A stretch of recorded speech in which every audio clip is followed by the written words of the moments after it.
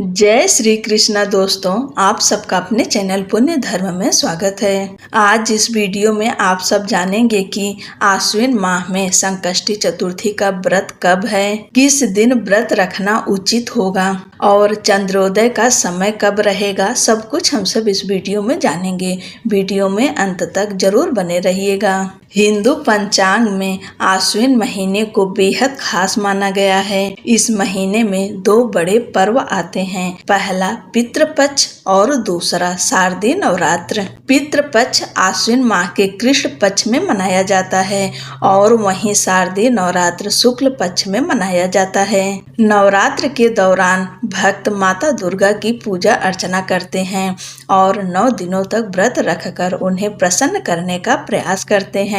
मान्यता है कि नवरात्र में माँ दुर्गा की उपासना करने से जीवन में सुख समृद्धि और शक्ति प्राप्त होती है। इस महीने में एक और महत्वपूर्ण व्रत आता है जिसे विघ्नराज संकष्टी चतुर्थी कहा जाता है। यह दिन विशेष रूप से भगवान गणेश को समर्पित होता है।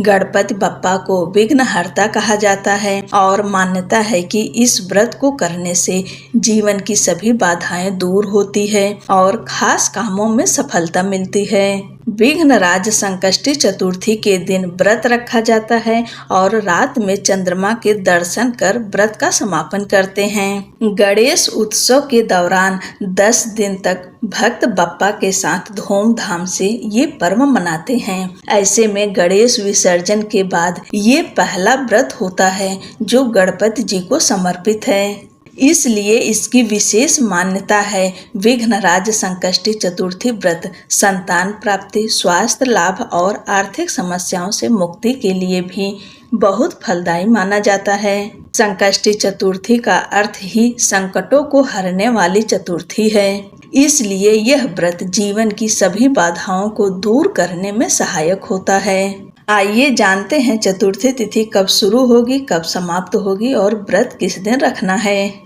आश्विन माह के कृष्ण पक्ष की चतुर्थी तिथि प्रारंभ होगी 10 सितंबर 2025 को दोपहर 3:37 पर और वहीं चतुर्थी तिथि समाप्त होगी 11 सितंबर 2025 को दोपहर 12:45 पर।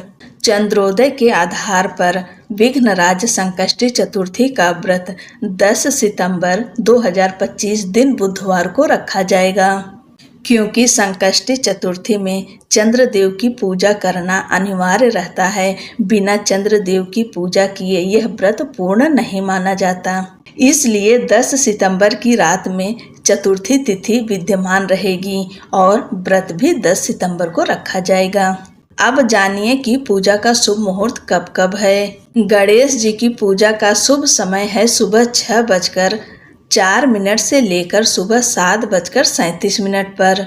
दूसरा शुभ मुहूर्त है सुबह 7:37 से लेकर सुबह 9:11 तक और तीसरा शुभ मुहूर्त है शाम 4:58 से लेकर शाम 6:32 और चंद्रोदय का समय रहेगा रात 8:06 पर। पूजा विधि: इस दिन सुबह जल्दी उठें और अपने नित्य कर्मों से निवृत्त होकर स्नान करें और शुद्ध स्वच्छ वस्त्र धारण करें। इसके बाद भगवान सूर्यदेव को अर्घ्य दें और अपने मंदिर की साफ सफाई कर दीप प्रज्वलित करें और व्रत का संकल्प लें। सुबह की पूजा आप अपने घर के मंदिर में कर लीजिए। इसके बाद शाम के समय जब शुभ मुहूर्त है उस समय आप चौकी लगाइए, उस पर लाल पीला कपड़ा बिछाइए, भगवान गणेश माता पार्वती को विराजमान करिए। अगर आपके घर में मूर्ति है गणेश जी की तो आप उन्हें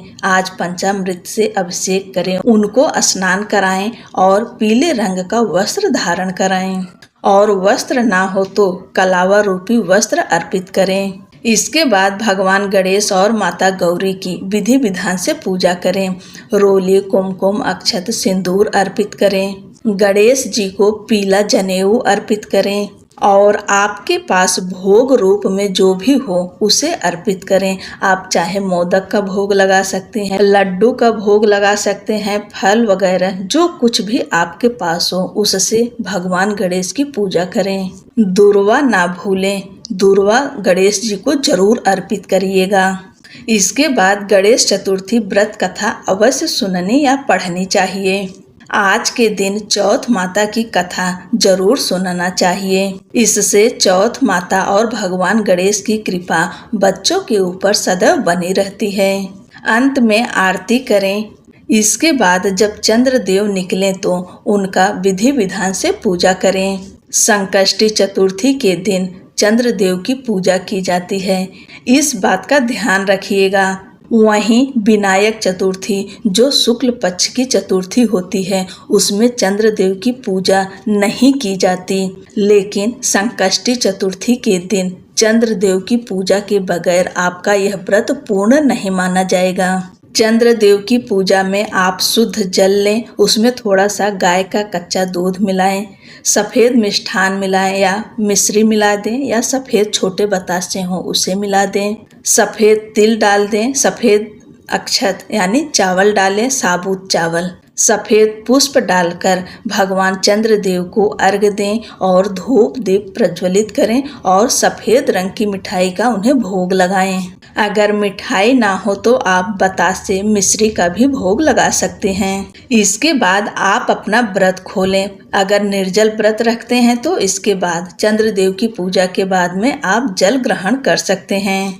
आप सभी को विघ्नराज संकष्टी चतुर्थी व्रत की ढेर सारी शुभकामनाएं। भगवान गणेश जी से प्रार्थना करते हैं कि आप अपना आशीर्वाद सभी बच्चों के ऊपर सदैव बनाए रखें। दोस्तों, अगर जानकारी अच्छी लग रही हो तो चैनल को लाइक शेयर करिए और हमारे चैनल को सब्सक्राइब करें, हमारे साथ जुड़ें और हमें भी सपोर्ट करें। जय श्री कृष्णा, राधे राधे।